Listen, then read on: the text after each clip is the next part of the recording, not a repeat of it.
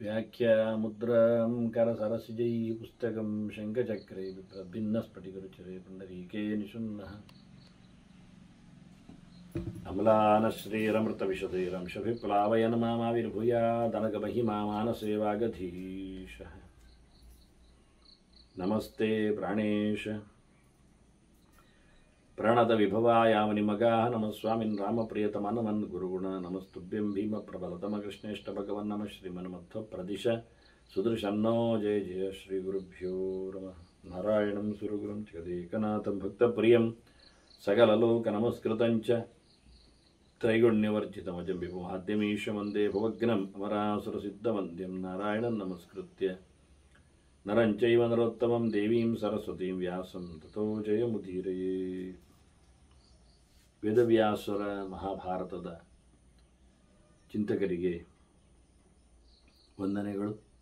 ಶಾಂತಿ ಪರ್ವದ 415ನೆಯ ಪ್ರವಚನ. ನಾರದರ ಬಳಿಯಲ್ಲಿ ಸುಮಂಗನ ಉತ್ತರ ನಾವು ಕೇಳುತ್ತಾ ಇದ್ದೆವು. ಯಾವುದೂ ಸಹ ಪರಲೋಕದ ಲಾಭಕ್ಕೆ ಬರುವುದಿಲ್ಲ, ಬರುವವರಲ್ಲ ಅಂತ ಹೇಳಿ ದುಡ್ಡಾಗಲಿ ಬಂಧುಗಳಾಗಲಿ ಅಥವಾ ಅವನ ವಂಶದ ಗತ್ತಾಗಲಿ ಅದು ಯಾವುದು ಅಲ್ಲ. ಮತ್ತು ನಿಜವಾಗಿಯೂ ಶಾಸ್ತ್ರೀಯವಾದ ನಡೆ, ಪರತ್ರ ಶೀಲೇನ, ವಾಸ್ತವವಾಗಿ ಮುಂದಕ್ಕೆ ಹೋಗುವಾಗ ಕೇವಲ ಯಾಂತಿ ಶಾಂತಿಂ, ಶೀಲೇನತಿ ಯಾಂತಿ ಶಾಂತಿ, ಕೇವಲ ಆಚಾರ ವಿಶೇಷದಿಂದ ಮಾತ್ರವೇ, ಸದಾಚಾರದಿಂದಷ್ಟೇ, ವೃತ್ತದಿಂದ, ಶಾಸ್ತ್ರೀಯವಾದ ನಡೆಯಿಂದ ಆತ ಎತ್ತರತನವನ್ನು ಪಡೀತಾನೆ. ಇದಕ್ಕೆಲ್ಲ ಒಳ್ಳೆ ರೀತಿಯಾದ ಬುದ್ಧಿವಂತಿಕೆ ಬೇಕು. ದಡ್ಡತನದಲ್ಲಿ ಕೆಲಸ ಆಗುವುದಿಲ್ಲ. ಅದನ್ನು ಕೃಷ್ಣನು ಹೇಳಿದ್ದಾನೆ. ನಾಸ್ತಿ ಬುದ್ಧಿರಯುಕ್ತಸ್ಯ ಅನ್ನುವ ಲೆಕ್ಕದಲ್ಲಿ ಅದೇ ಮಾತನ್ನು ಉಲ್ಲೇಖ ಮಾಡುತ್ತಾನೆ. ಯೋಗ್ಯತೆ ಇಲ್ಲದವನಿಗೆ ಇಂತಹ ಎಚ್ಚರ ಬರುವುದಿಲ್ಲ, ಜ್ಞಾನ ಸಂಪಾದನೆ ಆಗುವುದಿಲ್ಲ, ತನ್ನನ್ನು ತಾನೇ ದುಡಿಸಿಕೊಳ್ಳದವನಿಗೆ ಏನು ಗೊತ್ತಾಗುವುದಿಲ್ಲ. ನಾಯೋಗಾದ್ ವಿಂದತೆ ಸುಖ, ನಿಜವಾದ ಯೋಗ ಮಾರ್ಗವನ್ನು ಅನುಸರಿಸಿಕೊಳ್ಳದಿದ್ದರೆ ಸುಖ ಎನ್ನುವುದು ಮರೀಚಿಕೆ. ಅಂದರೆ ನಡೆಯನ್ನು ಯೋಗವನ್ನಾಗಿಸಿಕೊಳ್ಳಬೇಕು. ಭಗವಂತನ ಸಂಬಂಧಕ್ಕೆ ತನ್ನನ್ನು ನಡೆಸುವಂತಿರಬೇಕು. ಅವನು ಮನಸ್ಸನ್ನು ಹಗುರವಾಗಿಸಿಕೊಂಡು ಉದಾತ್ತತೆಯನ್ನು ಕಾಪಾಡಿಕೊಳ್ಳಬೇಕು. ಸುಖವನ್ನು ಅನುಭವಿಸಬೇಕಾದ್ರೆ ದುಃಖವನ್ನು ಬಿಡುವುದೇ ಒಂದು ದೊಡ್ಡ ಉಪಾಯ ಅಂತ. ದುಃಖ ಅಂತ ಮಾಡಿಕೊಳ್ಳಿಕ್ಕೆ ಇಲ್ಲ ಯಾವುದನ್ನು. ಹಾಗೆ ದುಃಖವನ್ನು ಬಿಡುವುದು ಅಂದರೆ ಎಲ್ಲವೂ ಸಹಜವೇ. ನಾವು ಯಾವುದನ್ನು ದುಃಖ ಹೇಳುವುದು? ಯಾವುದಲ್ಲ ದುಃಖ, ಯಾವುದನ್ನು ಸುಖ ಹೇಳಬೇಕಾಗಾದ್ರೆ? ಮಲಗುವುದನ್ನು ಸುಖ ಹೇಳ್ತೀರಾ? ಮಲಗಿ ನೋಡಿ, ನಾನು ಹೇಳ್ತೇನೆ ಎಷ್ಟು ದುಃಖ ಅಂತ. ಮಲಗಿದರೆ ಕೈಕಾಲುಗಳೆಲ್ಲ ಬಿದ್ದುಕೊಳ್ತಾವಲ್ಲ, ಕ್ರಿಯಾಶೀಲ ಆಗುವುದಿಲ್ಲ ಅಲ್ಲ. ಇದರಿಂದ ಒಂದು ರೀತಿಯಿಂದ ಹಿಂಸೆ ನಮಗೆ. ಕೆಲವೊಮ್ಮೆ ಕೈಕಾಲುಗಳೆಲ್ಲ ಒತ್ತರಿಸಿಕೊಳ್ತವೆ ಹೇಳುವಾಗ. ಹೇಗೋ ಹಾಗೆ ಬಿದ್ದುಕೊಂಡು, ಬಿದ್ದ ತಕ್ಷಣ ನಿದ್ದೆಯೂ ಬರುವುದಿಲ್ಲ, ಒದ್ದಾಡಬೇಕು, ಮತ್ತೆ ಹೊರಳಾಡಬೇಕು. ದೋಸೆಯನ್ನು ಆಚೀಚೆ ಹಾಕಿದ ಹಾಗೆ ಅಲ್ಲ ಊಟ ಮಾಡೋದು ಎಂಥದ್ದು ಮಾರ್ರೆ, ಎಷ್ಟು ಕಷ್ಟ. ಊಟ ಮಾಡಿ ಮಾಡಿ ಮಾಡಿ ಸೋಲ್ತೇವೆ ನಾವು. ಕೆಲವೊಮ್ಮೆ ಹೆಚ್ಚಿಗೆ ಆಗ್ತದೆ, ಕಡಿಮೆ ಆಗ್ತದೆ, ರುಚಿ ಹೆಚ್ಚು ಕಮ್ಮಿ ಆಗ್ತದೆ, ಮತ್ತೆ ಮದ್ದು ತಗೊಳ್ಬೇಕಾಗ್ತದೆ. ಅದು ಪ್ರತಿಯೊಂದು ಕಡೆಯಲ್ಲಿಯೂ ದುಃಖವು ಸೇರಿರುತ್ತದೆ, ಸುಖವನ್ನು ಮಾಡಲಿಕ್ಕೆ ಬರ್ತದೆ. ಅದನ್ನ ಸೇರಿರತಕ್ಕಂಥ ದುಃಖದ ಅಂಶವನ್ನು ಬಿಟ್ಟಿರುವುದು, ಸುಖವನ್ನು ಮಾತ್ರವೇ ಅದನ್ನು ಹೈಲೈಟ್ ಮಾಡುವ ರೀತಿಯಲ್ಲಿ ಉಂಟು. ಇದೇ ನಿಜವಾಗಿ ಧೃತಿಶ್ಚ ದುಃಖ ತ್ಯಾಗಶ್ಚ ಇತಿ ಉಭಯಂ ಹಿ ಸುಖಂ ನೃಪ. ಸುಖ ಅಂದರೆ ಇಷ್ಟೇ, ಒಂದು ಮನಸ್ಸನ್ನು ಗಟ್ಟಿ ಮಾಡಿಕೊಳ್ಳುವುದು.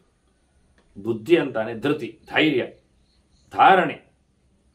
ಎರಡನೇದ್ದು ಯಾವುದನ್ನು ದುಃಖ ಅಂತ ಹೇಳಿಕೊಳ್ಳದಿರುವುದು, ದುಃಖವನ್ನು ಬಿಟ್ಟಿರುವುದು. ನಾನು ದುಃಖವನ್ನು ಅನುಭವಿಸಲಾರೆ ನಾನು ಯಾವುದನ್ನು ದುಃಖ ಅಂತ ಮಾಡಿಕೊಳ್ಳುವುದು. ಎಲ್ಲವೂ ಖುಷಿಯೇ, ಎಲ್ಲವೂ ಸಂಭ್ರಮಿಸಲಿಕ್ಕೆ ಇರುವುದು, ಎಲ್ಲವೂ ಒಳ್ಳೆಯದೇ.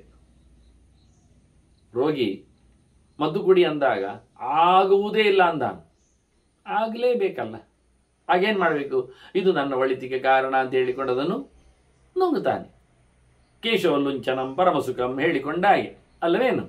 ಉಪವಾಸ ಮಾಡೋದೇನು ಸುಲಭ ಅಂತಲೋ ಸುಖ ಅಂತಲೂ? ಸುಖ ಆಗ್ತದೆ ಅಂತಲೇ ಅಲ್ವಾ? ಅನುಭವಿಸುವಾಗ ದುಃಖವೇ ಆಗ್ತದಲ್ಲ, ಅದನ್ನು ದುಃಖ ಅಂತ ಹೇಳುವುದಿಲ್ಲಲ್ಲ ನಾವು. ಹಾಗೆ ಎಲ್ಲವೂ ಹಾಗೆ, ಪ್ರತಿಯೊಂದು ಹಾಗೆ. ಬೆಳಿಗ್ಗೆ ಹೇಳುವುದಿರಲಿ, ನಡೆದಾಟ ಇರಲಿ, ಮನುಷ್ಯನಿಗೆ ಪ್ರತಿಯೊಂದನ್ನದು ಸುಖದ ರೂಪದಲ್ಲಿ ಆಗಿಸಿಕೊಳ್ಳಿಕ್ಕೆ ಬರ್ತದೆ ಎನ್ನುವುದನ್ನು ಹೇಳ್ತಾರೆ. ಸ್ಪರ್ಧೆಯಲ್ಲಿ ಓಡುವಾಗ ಕೈಕಾಲು ಜೊಂಪು ಹಿಡಿಯುವುದಿಲ್ವ? ಮುರಿದೋದಾಗ ಆಗುವುದಿಲ್ವ? ಕಬಡ್ಡಿ ಆಟದಲ್ಲಿ ಏನು ಭಾರಿ ಲಾಯ್ಕೆ ಇರ್ತದ?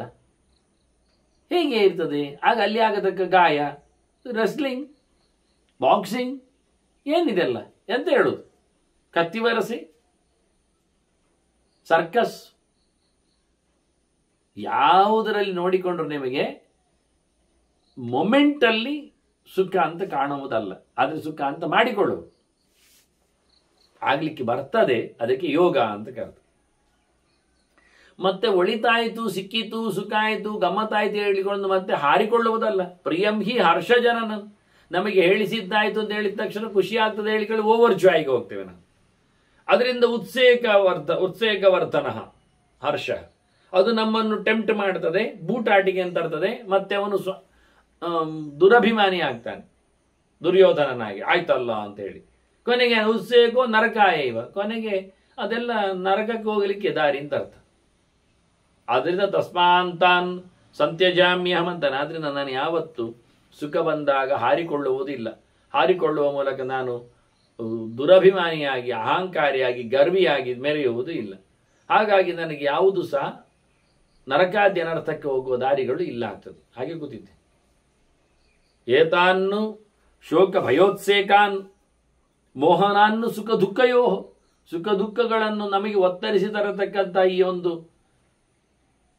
ಅಳುವುದಾಗಲಿ, ಹೆದರುವುದಾಗಲಿ, ಅದಕ್ಕೆ ಧೈರ್ಯ ಅಂದದ್ದವ. ಯಾವುದಕ್ಕೆ ಹೆದರಬೇಡಯ್ಯ, ಎಲ್ಲ ಒಂದೇ ನಮಗೆ. ಬಿದ್ದೋಗಿರ್ತಾನೆ, ಕೈಕಾಲು ಮುರಿದಿರ್ತದೆ, ಸರಿ ಮಾಡಲಿಕ್ಕೆ ಹೊಲಿಗೆ ಹಾಕ್ಲಿಕ್ಕೆ ಬರ್ತಾರೆ. ಅಯ್ಯೋ ಮೊದಲೇ ತುಂಡಾಗಿದೆ ಕೈಕಾಲುಗಳು, ಈಗ ಮತ್ತೆ ಹೊಲಿಲಿಕ್ಕೆ ಹೋದಾಗ ಇನ್ನಷ್ಟು ನೋವಾಗ್ತ ಹೇಳಿದೆ, ಬಾಯಿ ಮುಚ್ಕೊಳ್ಳಯ್ಯ ಅಂತ ಅಷ್ಟೆ. ನಡಿಲಿಕ್ಕೆ ಬೇಕಲ್ಲ ನಾಳೆ ಕೈಕಾಲುಗಳು, ಹಾಗಾಗಿ ಸರಿ ಮಾಡಿಕೊಡುತ್ತೇವೆ. ಸುಮ್ಮನ ಹೆದರುವುದಿಲ್ಲವ, ಧೈರ್ಯ ತಗೋ ಅಂತೇವೆ ನಾವು. ಇದಕ್ಕೆಲ್ಲ ಅಹಂಕಾರಕ್ಕೆ, ಭಯಕ್ಕೆ, ನೋವಿಗೆ, ಸಂಕಟಕ್ಕೆಲ್ಲ ತಲೆ ಕೊಡದೆ ನಾನು ಸುಖ ದುಃಖಗಳಿಗೆ ಕಾರಣವಾದವನ್ನೆಲ್ಲ ಬಿಟ್ಟಿದ್ದೇನೆ. ನಾನು ಹೇಗಿದ್ದೇನೆ ಕೇಳಿದ್ರೆ, ಪಶ್ಯಾಮಿ ಸಾಕ್ಷಿವಲ್ಲೋಕೆ, ನಾನು ಸಾಕ್ಷಿಯಾಗಿದ್ದೇನೆ. ಒಬ್ಬ ಹೊಡಿತಾ ಇದ್ದಾನೆ, ಒಬ್ಬ ಹೊಡೆತ ತಿಂತಾ ಇದ್ದಾನೆ, ಆಗ ನಮಗೇನಾದರೂ ಸಂಕಟ ಆಗ್ತದ? ಸಂಕಟ ಆಗುವುದಿಲ್ಲ. ಮತ್ತೆ ನಾವೇ ದುಡ್ಡು ಕೊಟ್ಟು ನೋಡ್ಲಿಕ್ಕೆ ಹೋಗಿರ್ತೇವೆ ಅವರ ರೆಸ್ಲಿಂಗ್, ಎಂತ ಕರ್ಮಕ್ಕೆ ನೋಡಿ. ಹಾಗೆ ಯಾರೋ ಇಬ್ರು ಯಾರೋ ಫೈಟಿಂಗ್ ಮಾಡೋದು, ಯಾರೋ ಅದರಲ್ಲಿ ವಿನ್ ಆಗುದು, ಅದರಲ್ಲಿ ನಮ್ಮದು ಕರತಾಡನ ಮತ್ತೆ ಪುನಃ ಅಯ್ಯೋ ಶ್ಯಾ ಹೇಳುದು, ಮತ್ತೆ ಪುನಃ ಯಾವುದೋ ಪಕ್ಷವನ್ನು ನಾವು ಆಶ್ರಯಿಸುವುದು. ಆವತ್ತಿನಲ್ಲಿ ನಮಗೆ ಯಾರೂ ಗುರುತ ಅರ್ಥ ಇಲ್ಲ ಅವರು. ಅದರಲ್ಲಿ ಯಾವನೋ ಒಬ್ಬನನ್ನು ನಾವು ಆಯ್ಕೆ ಮಾಡಿಕೊಳ್ಳುತ್ತೇವೆ, ಯಾವುದೋ ಒಬ್ಬನನ್ನು ನಾವು ಅನುಕೂಲ ಇಲ್ಲ ಅಂತ ಬಿಡುತ್ತೇವೆ.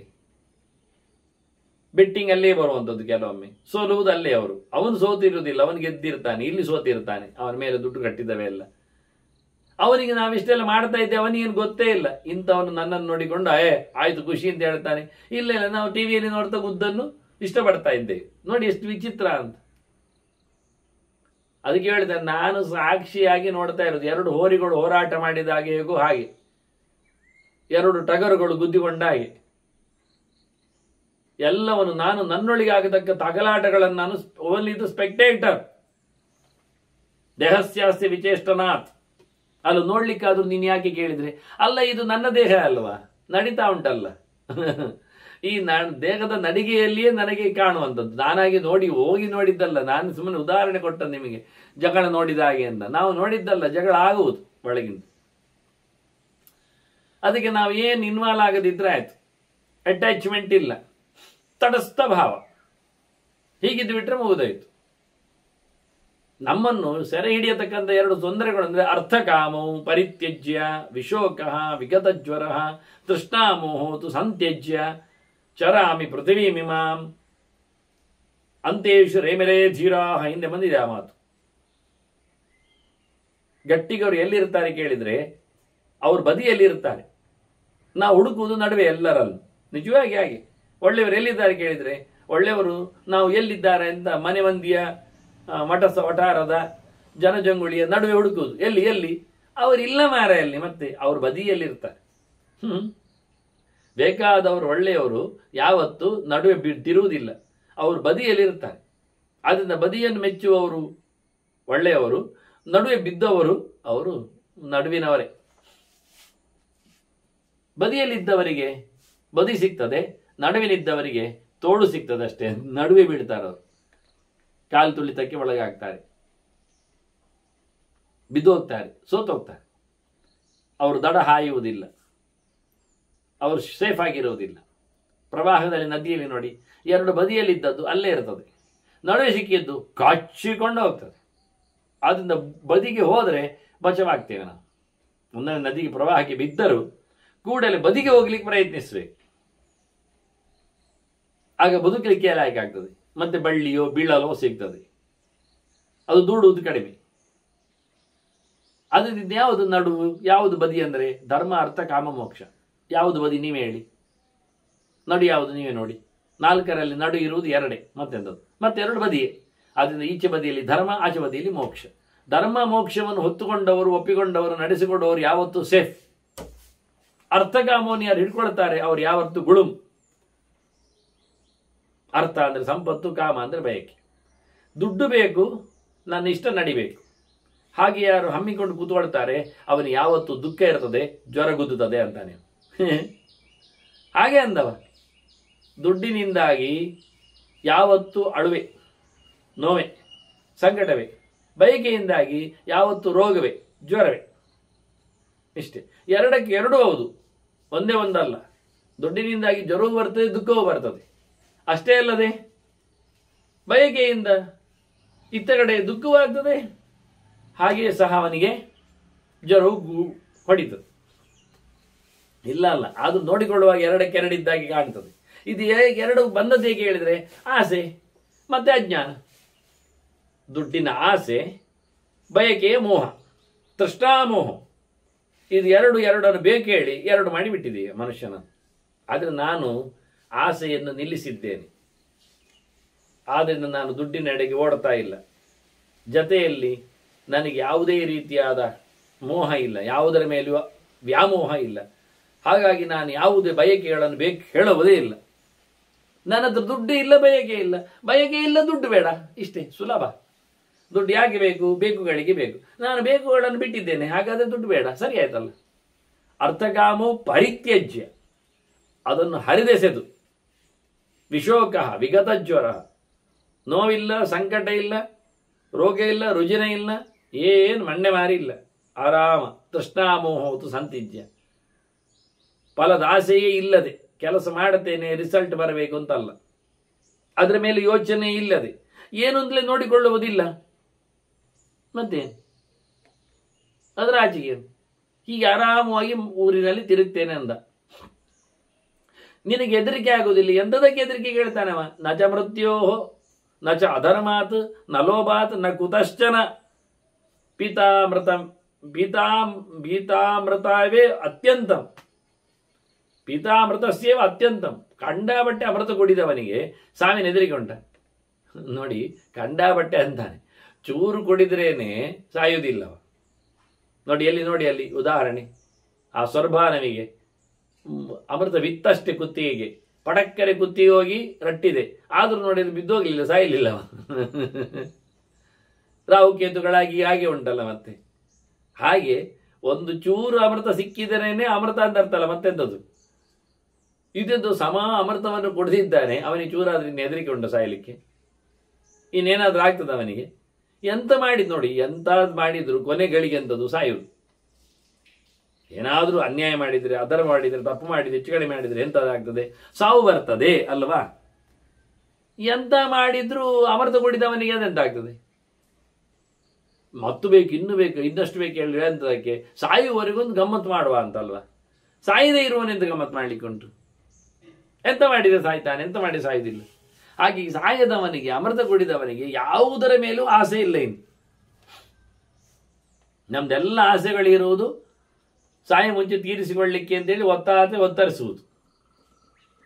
ಇವ ಹೇಳ್ತಾನೆ, ನನಗೆ ಹೆದರಿಕೆ ಇಲ್ಲ ಸಾವಿನಂತ, ನಾನು ಅಮೃತ ಕುಡಿದಾಗಿದ್ದೇನೆ, ಸತ್ತರ ಸಾಯಲಿ. ನನಗೆ ಯಾವುದೇ ತಪ್ಪಿನ ಹೆದರಿಕೆ ಇಲ್ಲ, ಪಾಪದ ಹೆದರಿಕೆ ಇಲ್ಲ, ನಾನೆಂತ ಮಾಡಲೇ ಇಲ್ಲ, ಯಾವುದನ್ನು ಹಚ್ಚಿಕೊಳ್ಳಿಲ್ಲ. ನನಗೆ ಎಂಥದ್ದು ಬೇಡ, ನಾನು ಯಾವುದ ಲಾಭದಲ್ಲಿ ಕೂತ್ಕೊಳ್ಳಿಲ್ಲ, ನನಗೆ ಎಲ್ಲಿಯೂ ಲೋಭ ಇಲ್ಲ, ಮೋಸ ಇಲ್ಲ, ಮೋಹ ಇಲ್ಲ. ಹಾಗಾಗಿ ಆರಾಮ ನಾನು ಇಷ್ಟೆಲ್ಲ ನಾನು ಗಟ್ಟಿ ಮಾಡಿಕೊಳ್ಳಲಿಕ್ಕೆ ಮಹತ್ ಕೃತ್ವ ತಪೋ ವ್ಯಯಂ, ಕಂಡಾಬಟ್ಟೆ ನಾನು ತಪಸ್ಸು ಖರ್ಚು ಮಾಡಿದ್ದೇನೆ, ಯೋಚನೆಗಳನ್ನೆಲ್ಲ ಹೆಚ್ಚು ಮಾಡಿಕೊಂಡಿದ್ದೇನೆ.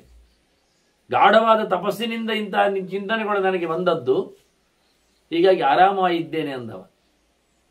ತೇನ ನಾರದ ಸಂಪ್ರಾಪ್ತ, ನನಗೆ ದೇವರು ಸಿಕ್ಕಿದ್ದ ಹಾಗೆ ಅಂತಾನೆ. ಸಂಬಂಧ ದೇವರಲ್ವ, ಅಕೇ ಪ್ರವಿಸಂಭುವ ಸಖಃ ವಿಷ್ಣುವಾಚಕ ಅಂತ. ಹಾಗಾಗಿ ನನಗೆ ನಾರದ ದೇವರು ಸಿಕ್ಕಿದ್ದ, ನನಗೇನು ಸಮಸ್ಯೆ ಆಗ್ತಾ ಇಲ್ಲ, ಬಹಳಷ್ಟು ಆರಾಮವಾಗಿ ನಾನು ಸಂತೋಷವಾಗಿ ಇಲ್ಲಿಯೂ ಅಲ್ಲಿಯೂ ಹಿಚಾ ಮುತ್ರವಾ ಭಯಂ, ನನಗೆ ಅಲ್ಲಿಯೂ ಹೆದರಿಕೆ ಇಲ್ಲ, ಇಲ್ಲಿಯೂ ಹೆದರಿಕೆ ಇಲ್ಲ. ನಾನಿದನ್ನು ಚೆನ್ನಾಗಿ ತಿಳ್ಕೊಂಡಿದ್ದೆ. ಏತದ್ ಬ್ರಹ್ಮ ವಿಜಾನಾಮಿ ತಪೋಕೃತ್ವ ಮಹತ್ ವ್ಯಯಂ, ಮಹತ್ ತಪಸ್ಸು ಮಾಡಿ ಕೃತ್ವ ತಪಃ, ನಾಶವಿರದ ತಪಸ್ಸು ಮಾಡಿ ತೇನ ನಾರದ ಸಂಪ್ರಾಪ್ತ.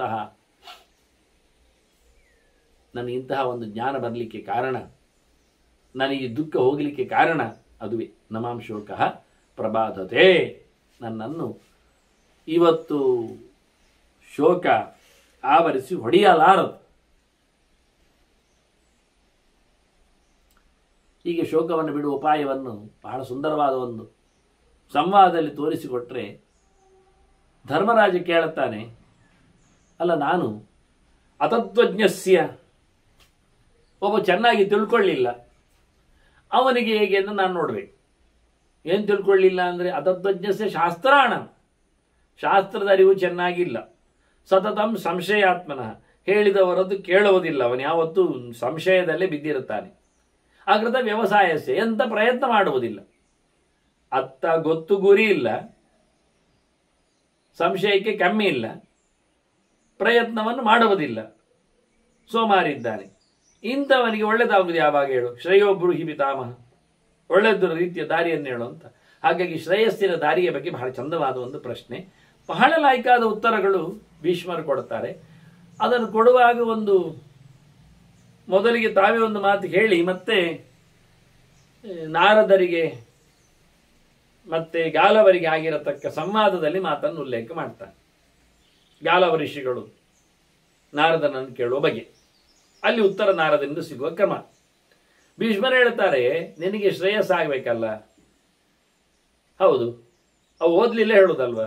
ಹೌದು. ಓದದಿದ್ದರೂ ಅವನಿಗೆ ಸಂಶಯ ಜಾಸ್ತಿ ಉಂಟು ಹೇಳೋದಲ್ವ? ಹೌದು ಹೌದು. ನೋಡಿ, ಕೆಲವರಿಗೆ ಓದಿದವರಿಗೆ ಸಂಶಯ ಬರೋದುಂಟು, ಓದದವನಿಗೆ ಏನಿಲ್ಲ, ಗೊತ್ತೇ ಇಲ್ಲ, ಸಂಶಯ ಇಲ್ಲ, ಪ್ರಶ್ನೆ ಇಲ್ಲ, ಉತ್ತರ ಇಲ್ಲ ಅವನಿಗೆ. ಯಾವತ್ತಾಗಿ ಅತಿ ದಡ್ಡನಿಗೆ ಪ್ರಶ್ನೆ ಇಲ್ಲ, ಅವನಿಗೆ ಉತ್ತರವು ಅರ್ಥ ಆಗುವುದಿಲ್ಲ, ಕೇಳುವುದೇ ಇಲ್ಲ. ಇನ್ನು ಪೂರಾ ಬುದ್ಧಿವಂತನಿಗೆ ಎಲ್ಲ ಉತ್ತರವೇ, ಆದ್ದರಿಂದ ಪ್ರಶ್ನೆ ಬರುವುದಿಲ್ಲ. ಈ ನಡುವೆ ಇದ್ದವರಿಗೆ ಪ್ರಶ್ನೆ ಬರುವುದು, ಅವರಿಗೆ ಉತ್ತರ ಗೊತ್ತಾಗುವುದಿಲ್ಲ, ಉತ್ತರ ಕೇಳುವುದಿಲ್ಲ, ಅವರು ಕೇಳಿದ್ರೆ ಅರ್ಥ ಆಗುವುದಿಲ್ಲ ಅವರಿಗೆ. ಪ್ರಶ್ನೆಯನ್ನು ಗಟ್ಟಿ ಮಾಡಿಕೊಂಡು ಇನ್ನಷ್ಟು ಕನ್ಫ್ಯೂಸ್ ಮಾಡಿಕೊಳ್ತಾರೆ ಕೇಳಲಿಕ್ಕೆ ಹೋಗಿ. ಹಾಗ ಅಂಥವರಿಗೆ ಒಳ್ಳೇದಾಗುದಲ್ವಾ? ಮೊದಲು ಒಂದು ಕೆಲಸ ಮಾಡಿ. ಎಂಥದ್ದು ಕೇಳ್ತಾನೆ ಧರ್ಮರಾಜ, ನಾವು ಯಾರಿಗೂ ಕೇಳಿದ್ರು ಆಗದೇ ಇರುವ ಕೆಲಸ ಅದು, ಯಾರು ಮಾಡುವುದಿಲ್ಲ ಗೊತ್ತುಂಟು. ಭೀಷ್ಮರು ಹೇಳ್ತಾರೆ, ನೀನು ಓದಲಿಲ್ಲ, ಹೌದೇ, ಸಂಶಯ ಉಂಟು, ಸರಿಯೇ, ಮತ್ತೆ ನೀನು ಎಂತಾದ್ರೂ ಅದರ ಬಗ್ಗೆ ಪ್ರಯತ್ನ ಪಟ್ಟಿದ್ಯಾ? ಇಲ್ಲವಾ? ಒಳ್ಳೇದಾಗ್ಲಿಕ್ಕೆ ಏನಾದರೂ ಎಂಥದ್ದು ಮಾಡಲಿಲ್ಲ, ಗೊತ್ತಿಲ್ಲ ನನಗೆ. ಹಾಗಾಗಿ ನೋಡು, ಮೊದಲೊಂದು ಕೆಲಸ ಮಾಡಿ, ಏನು? ಗುರು ಪೂಜಾ ಚ ಸತತಂ, ಗುರುಗಳನ್ನು ಉಪಾಸನೆ ಮಾಡು ಅಂತ. ಗುರುಗಳ ಹತ್ತಿರ ದೊಡ್ಡ ಮಟ್ಟಿನ ಸೇವೆ ಆಗಲಿ ಅಂತ. ಅದೆಂಥ ಗುರುಗಳು? ವೃದ್ಧಾನಾಂ ಪರಿಯುಪಾಸನಂ, ಅವರು ಜ್ಞಾನವೃದ್ಧರಾಗಿರಬೇಕು. ವಯೋವೃದ್ಧರು ಆಗಿದ್ರೆ ಇನ್ನೂ ಚಂದವೇ. ಯಾಕೆ ಉಪಾಸನೆ ಮಾಡುವಾಗ ನಮಗೆ ಸ್ವಲ್ಪ ಅನುಕೂಲ ಆಗ್ತದೆ, ಯಾಕೆ ಅವರಿಗೆ ಕಾಲು ತಿಕ್ಕಲಿಕ್ಕೆ ಸಿಗ್ತದೆ. ಹೋಗಿ ಹೋಗಿ ಎಳೆಯವರ ಹತ್ರ, ಗುರುಗಳ ಹತ್ರ ಹೋಗಿ ನಿಮ್ಮ ಕಾಲು ಹೊತ್ತು ಹೇಳಿದೆ, ಸಮೌಂಟ್ ಮಾರೆ ಕಾಲು ನಂದು ಹೋಗು ಅಂತಾರೆ. ಬೆನ್ನಿ ಎಣ್ಣೆ ಹಾಕುವ ಅಂದ್ರೆ ಬೇಡ ಮಾರ ಅಂತಾರೆ. ಅರೆದು ಕೊಡ್ತೇನೆ ಅಂತ ಹೇಳಿದ್ರೆ ಇಲ್ಲ ಮಾರೆ ಹಲ್ಲು ಗಟ್ಟಿ ಉಂಟು ಅಂತಾರೆ ಅವರು. ಎಂತ ಮಾಡ ಈಗ? ಹಾಗಾದ್ರೆ ಬಟ್ಟೆ ಒಗೆಯುವುದಾಗಲಿ ಅಥವಾ ತಟ್ಟೆ ತೊಳೆಯುವುದಾಗಲಿ ಇದು ಎಂತಕ್ಕೆ ಪುರುಸೋ ಸಿಗುವುದಿಲ್ಲ. ನಿಮ್ಮನ್ನು ಕೈ ಹಿಡ್ಕೊಂಡು ಬರ್ತೇನೆ ಎಂತಕ್ಕೆ, ನೀವು ನದಿಗೆ ಎಲ್ಲಿ ಅದು ಬಿದ್ದು ಸತ್ತರೆ ಇಲ್ಲಮ್ಮ ನಾನು ಆರಾಮಿದ್ದೇನೆ ಗಟ್ಟಿದ್ದೇನೆ, ಈಗ ನಾನು ಮುದುಕಲ್ಲ ಮೈ ಮಾಲುವುದಿಲ್ಲ ಅಂತಾರೆ. ಹಾಗಾಗಿ ಗುರುಗಳಲ್ಲಿ ಸೇವೆ ಮಾಡಲಿಕ್ಕೆ ಸಿಗುವುದಾದ್ರೆ ನಿಮಗೆ ಒಳ್ಳೆ ಸ್ವಲ್ಪ ಅವಳು ವೃದ್ಧರಾಗಿರ್ಬೇಕು. ಹಾಗಾದ್ರೆ ಸೇವೆ ಮಾಡುವಾಗ ಸ್ವಲ್ಪ ಅವರಿಗೂ ಅನುಕೂಲ ಆಗಿರ್ತದೆ, ನಿಮಗೂ ಅನುಕೂಲ ಆಗ್ತದೆ. ಇದು ಎಳೆಯ ಗುರುಗಳ ಹತ್ತಿರ ಹೋಗಿ ಸೇವೆ ಮಾಡಲಿಕ್ಕೆ ಕೂತ್ರೆ ಅವರಿಗೆ ನಾಚಿಕೆ ಆಗ್ತದೆ. ಎಂತ ಮಾರಾಯ ಕೆಲವೊಮ್ಮೆ ಸೇವೆ ಮಾಡುವವರಿಗೆ ಗಾಳಿ ಹಾಕಬೇಕಾಗ್ತದೆ, ಕೆಲವೊಮ್ಮೆ ಅವರಿಗೆ 3 ಹೊತ್ತು ಊಟ ಉಣಿಸಿಕೊಂಡು ಕೊಡಬೇಕಾಗ್ತದೆ. ಆದ್ರಿಂದ ಗುರುಗಳು ಉಪಾಸನೆ ಮಾಡುವುದರಲ್ಲಿಯೇ, ಯಾಕೆಂದ್ರೆ ಅವರ ಹತ್ತಿರ ಇದ್ರೆ ಮಾತು ಕೇಳಲಿಕ್ಕೆ ಸಿಗ್ತದೆ, ಸಂದೇಹಗಳು ನಿವೃತ್ತಿಗೊಳ್ಳುತ್ತವೆ, ಎಲ್ಲ ಚಿಂತನೆಗಳು ಏರ್ಪಡುತ್ತವೆ. ಯಾರ್ಯಾರೋ ಬಂದು ಕೇಳಿದಾಗಲೂ ಅರ್ಥ ಆಗುವಾಗ ಕಿವಿ ಕೊಡ್ಲಿಕ್ಕೆ ಬರ್ತದೆ. ಆದ್ರಿಂದ ಗುರು ಸೇವೆ ಹೇಳಿಕೊಂಡು ದೂರದಲ್ಲಿ ತಟ್ಟೆ ತೊಳಿಲಿಕ್ಕೆ ಹೇಳಿದ, ತಟ್ಟೆ ತೊಳೆದು ಅಲ್ಲೇ ಚಿಟ್ಟೆಯಲ್ಲಿ ಮಲಗುವುದಲ್ಲ. ಹಾಗೆ ಬಟ್ಟೆ ತೊಳಿಲಿಕ್ಕೆ ಹೇಳಿದ, ಬಟ್ಟೆ ತೊಳೆದು ಅಲ್ಲಿ ನದಿಯಲ್ಲಿ ದಂಡೆಯಲ್ಲಿ ಕೂತ್ಕೊಂಡು ಕಲ್ಬಿಸಾಡ್ತಾ ಇರುವುದಲ್ಲ. ಮತ್ತೆ ಕೆಲಸ ಆದ ತಕ್ಷಣ ಗುರುಗಳ ಪಕ್ಕದಲ್ಲಿ ಬರಬೇಕು. ಹಿಂದೆ ಹೇಳಿದ್ದಲ್ಲ ಆಯ್ತು ಅಂತ ಹೇಳಲಿಕ್ಕೆ ಬಾ ಅಂತ. ಆಯ್ತು ಅಂದ್ರೆ ಹೇಳಲಿಕ್ಕೆ ಹೋಗುವುದಷ್ಟೇ ಅಲ್ಲ, ಕೆಲಸ ಮಾಡು ಅಂತ ಹೇಳಿದ ತಕ್ಷಣ ಆಯ್ತು ಅಂತ ಹೋಗ್ಬೇಕು. ಆನಂತರ ಬಂದು ಕೆಲಸ ಆಯ್ತು ಅಂತ ಹೇಳ್ಬೇಕು. 2 ಆಯ್ತು ಬೇಕು ಒಂದಕ್ಕೆ. ಹಿಂದೆ ಬಂದು ಸಹ ನೀವು ಹೇಳಿದ ಕೆಲಸ ಆಯ್ತು ಸರಿ, ಇಲ್ಲಾದ್ರೆ ಅವ್ರಿಗೆ ಗೊತ್ತಾಗೋದಿಲ್ಲ. ಅವನ ನಾನು ನದಿಗೆ ಬಟ್ಟೆ ಕಳಿಸಿದ್ದೇನೆ, ಇನ್ನು ಬರಲಿಲ್ಲ, ಇನ್ನು ಬಟ್ಟೆ ಒಗಿಲಿಲ್ಲ, ಪೂರ ಆಗ್ಲಿಲ್ಲ ಕಾಣ್ತದೆ, ಇರ್ಲಿ ಯೋಚನೆ ಮಾಡ್ತಾ ಕೂತ್ಕೊಳ್ತಾರೆ ಅವರು. ಆಗಲೇ ಬಟ್ಟೆ ಒಗೆದು ಬಿಟ್ಟು ಅಲ್ಲೇ ಆಡ್ತಾ ಇದ್ದಾನೆ, ಮಣ್ಣಿನಲ್ಲಿ ಹೊರಳಾಡ್ತಾ ಇದ್ದಾನೆ. ಅದಾಗ್ಲಿ. ಆದ್ರಿಂದ ಯಾವುದೇ ಕೆಲಸಗಳು ಆದ ಬಳಿಕ ಗುರುಗಳ ಹತ್ತಿರ ಬಂದು ಆಯ್ತು ಅಂತ ಹೇಳಿ ಅವ್ರು ಏನು ಹೇಳುತ್ತಾ ಇರ್ತಾರೆ ಕೇಳ್ತಾ ಇರ್ತಾರೆ, ಅದಕ್ಕೆ ನೀನು ಕಿವಿ ಕೊಡಬೇಕು. ಶ್ರವಣಂಚೈವ ವಿದ್ಯಾನ. ಭಾರಿ ಗುರುಸೇವೆ ಅಂತ ಹೇಳಿದ ತಕ್ಷಣ ಗುರುಸೇವೆ ಒಳ್ಳೆ ಮಾಡ್ತಾ ಇದ್ದೇನೆ, ಅವರಿಗೆ ಪುರುಸೋತಾದಾಗೆಲ್ಲ ನಾನು ಸಿಗ್ತೇನೆ, ಮತ್ತೆಲ್ಲ ಅವ್ರು ಪಾಠ ಪ್ರವಚನದಲ್ಲಿ ಇರ್ತಾರೆ, ನಾನಾಗೆ ಇರುವುದಿಲ್ಲ, ನಾನು ಹೊರಗೆ ಹೋಗಿರ್ತೇನೆ. ಅದು ತಪ್ಪು, ಅದು ತಪ್ಪು. ಗುರುಗಳ ಮನೆಯಲ್ಲಿ ಕೆಲಸ ಉಂಟು ಹೇಳಿದ ತಕ್ಷಣ ದನ ಕರುಗಳದ್ದು ಸೇವೆ ಮಾಡ್ತೇನೆ, ಅಂಗಳವನ್ನು ಗುಡಿಸಿಬಿಡ್ತೇನೆ, ಪಾತ್ರೆ ತೊಳೆದಿಡ್ತೇನೆ, ಪೂಜೆಗೆ ನೀರು ತಂದು ಕೊಡ್ತೇನೆ, ತುಳಸಿ ಪುಷ್ಪ ಹಾಕ್ತೇನೆ, ಅದು ಮಾತ್ರ ಅಲ್ಲ. ಆನಂತರ ಏನು? ಆನಂತರ ಅವರು ಮಾಡುವ ಪಾಠ ಪ್ರವಚನದಲ್ಲಿ ಕೂತ್ಕೊಳ್ಬೇಕು ಹೋಗಿ. ಅದು ನನಗೆಲ್ಲ ಹೇಳುದು, ಅವರು ಬೇರೆ ಬೇರೆ ಯಾರು ಹೇಳಿ ನಿನಗೆ ಕೇಳಲಿಕ್ಕೆ ಅಂತ ಕಿವಿ ಪೊಟ್ಟಾಗಿದ? ಬೇಡ ಹೇಳಿದ್ದಾರೆ ಅವರು. ಕೆಲಸ ಹೇಳಿದ್ರೆ ಕೆಲಸ ಮುಗಿಸಿ ಬಂದು ಕೂತ್ಕೊಳ್ಳೋದು. ದನಕ್ಕೆ ಹುಲ್ಲು ಹಾಕಲಿ ಹೇಳಿದ್ದಾರೆ, ತಂದಾಕು ಹುಲ್ಲು, ನೀನು ತಿನ್ನೋದು ಬೇಡ ಹುಲ್ಲನ್ನು, ನಿನ್ನ ಹತ್ರ ಯಾರು ತಿನ್ಲಿಕ್ಕೆ ಹೇಳಿದ್ರು? ದನಗಳು ಮೇಯ್ತಾ ಇರ್ತಾವೆ, ಮೆಲುಕು ಆಗ್ತಾ ಇರ್ತವೆ, ನೀನು ಅದನ್ನು ಹುಲ್ಲು ತಿನ್ನು ನೋಡ್ತಾ ಇರ್ಬೇಕಲ್ಲಿ, ಹಾಕಿ ಬಾ. ಹೌದಲ್ಲ, ಮತ್ತೆಂತದ್ದು ಕರ್ಮ? ನಿಂಗೆ ಕಿವಿ ಪೂರ್ತಿ ಹುಲ್ಲು ತುಂಬಿದ? ಇಲ್ಲಲ್ಲ, ಮತ್ತೆ ಬಾ. ಇದು ಭೀಷ್ಮರು ಹೇಳುದು, ಶ್ರವಣಂಚ ವಿದ್ಯಾನ. ಒಂದು ಕೇಳುವುದಲ್ಲ, ಎಲ್ಲ ಕೇಳುವುದು. ಅವರ ಹತ್ರ ಎಷ್ಟೆಲ್ಲ ವಿದ್ಯೆಗಳಿರ್ತದೆ, ಯಾರೆಲ್ಲ ಕೇಳಲಿಕ್ಕೆ ಬರ್ತಾರೆ, ಎಲ್ಲರ ಕ್ಲಾಸಿನಲ್ಲಿ ಅಟೆಂಡ್ ಆಗ್ಬೇಕು, ಪೂರ ಸಿಗ್ತದೆ ಆಗ. ಹಾಗೆ ಮಾಡಿದರೆ ಖಂಡಿತವಾಗಿಯೂ ಕೂಟಸ್ಥಂ ಶ್ರೇಯ ಉಚ್ಯತೆ. ನಿಜವಾದ ನಿಜವಾದ ನಿಜವಾದ ಶ್ರೇಯಸ್ಸು ಅಂದ್ರೆ ಇದುವೇ ಅಂದ್ರು. ಇನ್ನೆಂತ ಹೇಳುದು? ತಪ್ಪಿಲ್ಲದ ಗಡುಸಾದ ನಿತ್ಯವಾದಂತಹ ಶಾಶ್ವತವಾದ ಶ್ರೇಯಸ್ಸು ಯಾವುದು ಕೇಳಿದ್ರೆ, ಒಳ್ಳೆಯ ದಾರಿ ಯಾವುದು ಕೇಳಿದ್ರೆ, ಒಳ್ಳೆಯ ಬಗೆ ಕೇಳಿದ್ರೆ ಗುರುಗಳ ಉಪಾಸನೆ ಅಂತ. ಗುರು ಉಪಸತ್ತಿ, ಅಧ್ಯಯನ, ಕಲಿಕೆ ಎಂಥದ್ದಾಗ್ಬೋದ? ಹೇಗೆ? ಧರ್ಮರಾಜ ಕೇಳಿದ ಪ್ರಶ್ನೆ ಹಾಕಿತ್ತು, ಗೊತ್ತಿಲ್ಲ ಮಾರಾಯರೆ, ಎಂತ ಮಾಡುದು? ಕಲಿಯುವುದು ಅಂದ್ರೆ ಅವನಾಗಿ ಎಂತ ಕೆಲಸ ಮಾಡುವುದಿಲ್ಲ. ಒಳ್ಳೆದಾಯ್ತು, ಗುರುಗಳು ಹೇಳಿದ್ ಮಾಡ್ಲಿ, ಅದು ಸತ್ಯವೇ. ನೋಡಿ ಚೆನ್ನಾಗಿತ್ತು. ಮತ್ತು ಒಂದು ಕೇಳಿದ್ದವ, ದಿನ ಅವನಿಗೆ ಸಂಶಯ ಜಾಸ್ತಿ. ಹಾಗಾದ್ರೆ ಎಲ್ಲ ಸುಮಾರು ಜನರದ್ದೆಲ್ಲ ವಿಷಯ ಕೇಳಿ, ಆಗ ಉಳಿದವರೆಲ್ಲ ಸಂಶಯದ್ದು ಕೇಳಿ ಕೇಳಿ ಉತ್ತರ ಸಿಕ್ಕಿ ಸಿಕ್ಕಿ ಇವನಿಗೆ ಅಲ್ಲಿಗೆ ತನ್ನಷ್ಟಕ್ಕೆ ಕೆಲವೆಲ್ಲ ಸಂಶಯಗಳಿಗೆ ಉತ್ತರ ಆಗಿಬಿಡ್ತದೆ, ಮನಸ್ಸಿನಲ್ಲಿ ಕಾಡುವುದೆಲ್ಲ ಕಮ್ಮಿ ಆಗ್ತದೆ. ಹಾಗೆ ಒಂದು ಸಂಶಯ ಇನ್ನೊಂದು ಸಂಶಯ ಹೊಡಿತದೆ ಕೆಲವೊಮ್ಮೆ. ಇದೆಲ್ಲ ಬಹಳ ಚೆನ್ನಾಗಿರ್ತದೆ. ಅದಕ್ಕೆ ನಿನಗೆ ಮಾತಾಡಿದ್ದವರು ಹೇಳುತ್ತೇನೆ ಹೇಳಿ, ನಾರದರನ್ನು ಪ್ರತಿಷ್ಠೆ ಮಾಡ್ತಾರೆ ಭೀಷ್ಮರು. ನಾರದ ಬಂದ, ಹೇಗಿದ್ದವ? ವೀತಮೋಹ ಕ್ಲಮಂ ವಿಪ್ರಂ ಜ್ಞಾನತೃಪ್ತಂ ಜಿತೇಂದ್ರಿಯ ಶ್ರೇಯಸ್ಕಾಮ ಯಥಾತ್ಮಾನಂ ನಾರದಂ ಗಾಲವಃ ಬ್ರವೀತ್. ಗಾಲವ ಅವನಿಗೆ ಶ್ರೇಯಸ್ಸಿನ ಬಗ್ಗೆ ಯೋಚನೆ ಇತ್ತು. ಇದೇ ವಿಷಯ, ಯಾವುದು ಮಾಡಿದಾಗ ಶ್ರೇಯಸ್ಸಾಗ್ತದೆ, ಅದರ ಬಗ್ಗೆ ಏನು ನಾನು ನಡ್ಕೊಳ್ಬೇಕು ಹೇಳತಕ್ಕಂಥ ವಿಚಾರಕ್ಕೆ ಗಾಲವ ಅವನು ಒಳ್ಳೆ ಇಂದ್ರಿಯಗಳ ಬಗ್ಗೆ ಅವನಿಗೆ ಭೋಗ ಭಾಗ್ಯಗಳೆಡೆಗೆ ಓಡುವುದಿಲ್ಲ. ಇಂದ್ರಿಯಗಳನ್ನು ಕಟ್ಟುನಿಟ್ಟಿನಲ್ಲಿ ಇಟ್ಕೊಂಡಿದ್ದಾನೆ. ಹಾಗಾಗಿ ವಿನೀತ ವ್ಯಕ್ತಿ ಅವ ನಾರದರಲ್ಲಿ ಮಾತಾಡ್ಲಿಕ್ಕೆ ಹೋದ. ಎಂತ ನಾರದರು? ವೀತ ಮೋಹ ಕ್ಲಮಂ, ಯಾವುದೇ ರೀತಿಯಾದ ಮೋಹ ಆಗಲಿ ಗ್ಲಾನಿಯಾಗಲಿ ತೊಂದರೆಯಾಗಲಿ ಇಲ್ಲದ ಲಾಯ್ಕಿದ್ದಾರೆ, ಸ್ವಸ್ಥ ಇದ್ದಾರೆ. ಮತ್ತು ಒಳ್ಳೆ ಭಗವಂತನ ಬಗ್ಗೆ ಎಚ್ಚರ ಉಂಟು. ವಿಪ್ರಂ, ವಿಪ್ರ ಅಂದರೆ ವಿಪರ, ವಿ ಅಂದರೆ ವಿಷ್ಣು. ನಾನು ಒಮ್ಮೆ ಹೇಳುದು ಕೇಳಿ ಗಟ್ಟಿ ಮಾಡಿಕೊಳ್ಳಿ ನೀವು. ವಿಷ್ಣು ವಿಪಕ್ಷಿ ಪರಮಾತ್ಮನೋ ಅಂತೇಳಿ ವಿಕಾರವನ್ನು ವಿಷ್ಣು ಅರ್ಥದಲ್ಲಿ ವೈಜಯಂತಿ ಕೋಶಕಾರ ಹೇಳಿಬಿಡ್ತಾನೆ. ಎಲ್ಲ ವಾ ವಾ ವಾ. ಹಾಗಾಗಿ ವಿ ಅಂದರೆ Vishnu, abbreviation of Vishnu V, first letter. ಅವನು ಎಲ್ಲರಿಗಿಂತ ವಿಲಕ್ಷಣ ಅಂತ ಅರ್ಥ, ಬೇರೆ ಅಂತ ಅರ್ಥ. ಎಲ್ಲಕ್ಕೂ ಅವನು ನಾವು ಹೇಳಿದ ಧರ್ಮಗಳಿಂದ ವಿರುದ್ಧ ಇದ್ದಾನೆ ಅಂತ. ಸಾವಿನ ಧರ್ಮ ಇಲ್ಲ, ಲೋಕ ಧರ್ಮ ಅಲ್ಲ ಅವನದ್ದು. ಅದರಿಂದ ಜಡ ಜೀವ ವಿರುದ್ಧನಾದ, ವಿಲಕ್ಷಣನಾದ, ಯಾವತ್ತೂ ವಿಶಿಷ್ಟನಾದ, ಎಲ್ಲಕ್ಕಿಂತ ಬೇರೆಯಾಗಿರತಕ್ಕವನು ಅವನು ವಿ. ವಿ ಅಂದರೆ ವಿಷ್ಣು ಅಂತ ಅರ್ಥ. ವಿಕ್ಟರಿ ನಮ್ದು ವಿ ಅಂದ್ರೆ ಇಂಗ್ಲಿಷಿನಲ್ಲಿ ಆದರೂ ಜಯಶೀಲ, ಯಾವತ್ತು ಸರ್ವೋತ್ತಮನಿದ್ದಾನೆ ಅಂತ. ಯಾರ ಅಂಡರೂ ಇಲ್ಲ, ಸರ್ವತಂತ್ರ ಸ್ವತಂತ್ರ ಸಾರ್ವಭೌಮ ಸರ್ವೋತ್ತಮ ಅವನು ವಿ ಎನ್ನುವ ಅರ್ಥ. ಅವನನ್ನು ಯಾರು ಪರ ಅಂತ ಒಪ್ತಾನೆ, ಯಾರು ಅವನ ಪರ ಇದ್ದಾನೆ ಅವನು ವಿಪ್ರ. ನೀನು ಯಾರ ಪರ ಅಂತ ನಾವು ಕೇಳ್ತೇವಲ್ಲ, ಕೆಲವೊಮ್ಮೆ ಕೆಲವರು ಕೈ ತೋರಿಸ್ತಾರೆ ಯಾರ ಪರ ಅಂದಾಗ, ಕೆಲವರು ಕಾಲು ತೋರಿಸ್ತಾರೆ ಯಾರ ಪರ ಅಂದಾಗ. ಹಾಗಾಗಿ ನೀವು ಯಾರ ಪರ ಕೇಳಿದ್ರೆ ನಾವು ವಿ ಪರ ಅಂತ ವಿ ತೋರಿಸ್ಬೇಕು, ಎರಡು ಬೆರಳು, ವಿಕ್ಟ್ರಿ. ನಾನು ಸರ್ವೋತ್ತಮನಾದ ಪರಮಾತ್ಮ ವಿಷ್ಣುವಿನ ಪರ ಇದ್ದೇನೆ. ಯಾರು ವಿಷ್ಣು ಪರನೋ ಅವನು ವಿಪ್ರ. ಯಾರು ವಿಷ್ಣುವನ್ನು ಪರ ಅಂತ ಹೇಳ್ತಾನೋ, ಪರ ಅಂದ್ರೆ ಉತ್ತಮ ಅಂತ ಅರ್ಥ, ಸರ್ವೋತ್ತಮ ಅಂತ, ಎತ್ತರದವ ಅಂತ. ಯಾರು ವಿಷ್ಣುವನ್ನು ಎತ್ತರದವ ಅಂತ ಹೇಳ್ತಾನೋ ಅವನು ವಿಪ್ರ. ಅಲ್ಲದವ ಅವನು ಹೇಳುದಿಲ್ಲ ನಾನು ಏನ್ ಪ್ರ ಅಂತ ಹೇಳಬಾರ್ದು ನಾವು. ಅದೆಲ್ಲ ಬೇಡ, ವಿಷ್ಣು ಪರ ಸಾಕು. ಅದರಿಂದ ವಿಪ್ರ ಯಾರು ಎನ್ನುವುದು ಅರ್ಥ ಆಯ್ತು. ಹೋಗಿ ನಾರದರ ಹತ್ರ ಕೇಳ್ತಾನೆ, ಯಾವತ್ತು ನೋಡಿದ್ರು ನಾರಾಯಣ ನಾರಾಯಣ ಹೇಳ್ತೀರಲ್ಲ ನೀವು ಮಾರ್ಯಾರೆ, ಹೌದು. ನೀವು ಯಾವತ್ತು ನೋಡಿದ್ರು ವಿಷ್ಣುವನ್ನು ತಿಳಿಸ್ತಾ ಇರ್ತೀರಲ್ಲ ಲೋಕಕ್ಕೆ, ಹೌದು. ಅದರಿಂದ ಓ ವಿಪ್ರವರೇ ಅಂತ ಕರೀತಾನೆ ಗಾಲವನ್ನು. ಬಹಳ ಖುಷಿ ಆಯ್ತು ನಾರದರಿಗೆ. ಓ, ನನ್ನ ಸ್ವಾಮಿಯನ್ನು ಕರೀತಾನೆ, ನೆನಪಿಸ್ತಾನೆ ನನಗೆ ಹೇಳಿಕೊಟ್ಟು. ಹಾಗಾಗಿ ಅವರ ಹತ್ರ ಒಂದು ಜ್ಞಾನ ತೃಪ್ತಂ, ಅವನಿಗೆ ಭಯಂಕರ ಖುಷಿ. ಯಾವುದರಲ್ಲಿ? ಜ್ಞಾನದಲ್ಲಿ, ಚಿಂತನೆ. ಯಾವತ್ತು ನೋಡಿದ್ರು ನಾರದರು ಯಾರತ್ರ ಆದ್ರೂ ಕೇಳ್ತಾನೆ ಇರುವುದು, ಯಾರಿಗಾದ್ರೂ ಹೇಳ್ತಾನೆ ಇರುವುದು, ತಿಳಿಸ್ತಾನೆ ಇರುವುದು. ಪುರುಸೋತ್ತಾದಾಗೆಲ್ಲ ಓಡುದವರು ಎಲ್ಲಿಗೆ? ಕೈಲಾಸಕ್ಕೆ. ಯಾಕೆ? ಅಲ್ಲಿ ಸಮಾರಾಧನೆ ಇಲ್ಲ. ಕೈಲಾಸ ಸಮಾರಾಧನೆ ಅಂತ ತಿಳ್ಕೊಳ್ಬೇಡಿ ನನಗೆ. ವೈಕುಂಠ ಸಮಾರಾಧನೆ ಇದ್ದಾಗೆ ಕೈಲಾಸ ಹೋಗುವುದು ಸಮಾರಾಧನೆ. ಸಮಾರಾಧನೆಯಿಂದ ಅಗಾಲವಾಗಿ ಎಲೆ ಹಾಕ್ತಾರೆ, ಕೈ ಉದ್ದಕ್ಕೆ ಎಲ್ಲ ಹಾಕಿ ವಸ್ತುಗಳನ್ನು ಕೊಡ್ತಾರೆ, ತಿನ್ನುವುದು ತಿಳ್ಕೊಂಡಿದ್ದಾರೆ 10-12 ಬಗೆ. ಇನ್ನು ಕರ್ಮ.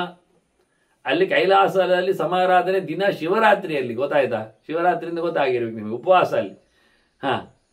ಶಿವನೇ ಭಿಕ್ಷೆಗೆ ಬಂದ ಅಂತ ಹೇಳ್ತಾರೆ, ಅವನಿಗೆ ಊಟಕ್ಕಿಲ್ಲ, ಮತ್ತೆ ಕೈಲಾಸದಲ್ಲಿ ಊಟ ಇಲ್ಲಿಗೆ. ಕೈಲಾಸದಲ್ಲಿ ಹೋಗುದು ಶಿವ ವಟ ಮೂಲದಲ್ಲಿ ಕೂತಿದ್ದಾನೆ.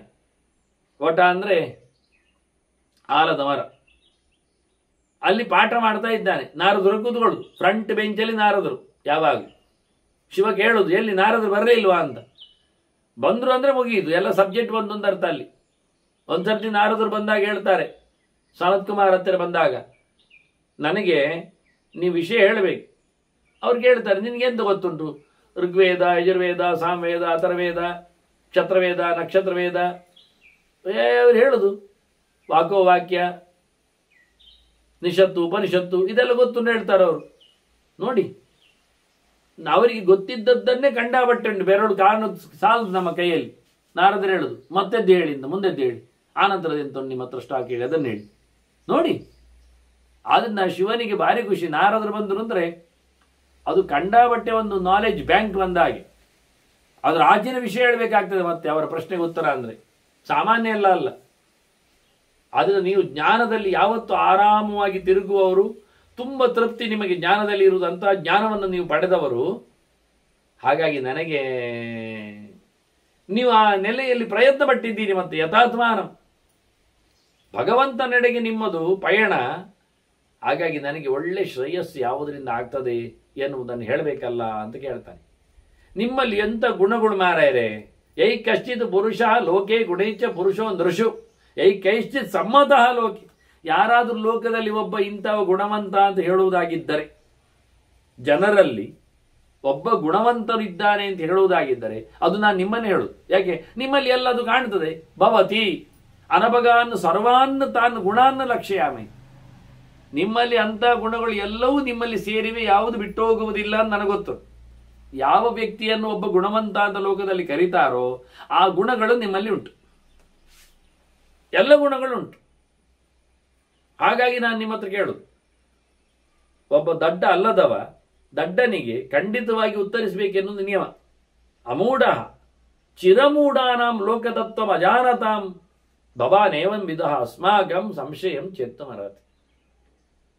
ಯಾವತ್ತು ಮೂಢರಾದ ಜನತೆಗೆ ಒಬ್ಬ ಜಾಣನಾದವ ಜ್ಞಾನಿಯಾದವ ಖಂಡಿತವಾಗಿಯೂ ಲೋಕದ ಬಗ್ಗೆ ಭಗವಂತನ ಬಗ್ಗೆ ಎಚ್ಚರ ಗೊತ್ತಿಲ್ಲದವರಿಗೆ ವಿಷಯವನ್ನು ಹೇಳಲೇಬೇಕು. ನೀವು ಅಂಥವರು ಹೇಳಬೇಕು. ಅದಕ್ಕೆ ಕೇಳ್ತಾ ಇದ್ದೇನೆ.